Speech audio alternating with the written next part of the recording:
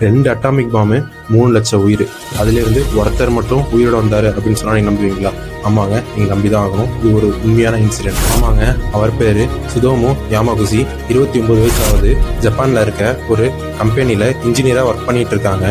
1945 August 6ஆம் தேதி காலையில 8:15 மணிக்கு ஜப்பான்ல இருக்க ஹிரோஷிமா அப்படின்ற ஒரு நகரத்துல அமெரிக்கா அவங்களோட ஃபர்ஸ்ட் குண்டை வீசுறாங்க. முதல் குண்டு வீசப்படுது. அந்த குண்டு வெடிப்புனால அவர் காது கிழிஞ்சி பல தீக்காயங்களோட அதிர்ஷ்டவசமா அவரு உயிர் தப்பினாரு. அந்த ஹீரோஷிமால நடந்த குண்டு வெடிக்கு அப்புறம் 3 நாள் கழிச்சு அவர் சொந்த வீட்டுக்கு போறாரு.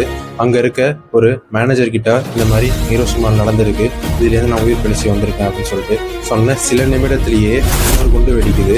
அதுலேயும் அவர் உயிர் பிழைச்சி வந்திருக்காரு. அது வந்து பார்த்தீங்கன்னா ஆகஸ்ட் 9 இந்த 2 இன்சிடென்ட்டுக்கு அப்புறம் ஜப்பான் அரசு யாமாகுசிக்கு 2 குண்டுகள் தாக்கியும் உயிர் பிழைத்தவர் அப்படின்னு சொல்லிட்டு ஒரு அங்கீகாரமே கொடுத்துருக்காங்க. ஆமாங்க, யாமாகுசி மட்டும்தான் அந்த 3 லட்சம் பேர்லேருந்து உயிர் தப்பின ஒரே ஒரு ஆள். 2 குண்டுகள், 2 நகரங்கள், ஒரு மனிதன். அந்த ஒரு மனிதன் அந்த 2 குண்டுகள் எதுவுமே தப்பிச்சு வந்திருக்காரு. அவரோட வாழ்க்கை நமக்கு சில விஷயங்களை சொல்லிக் கொடுக்குது.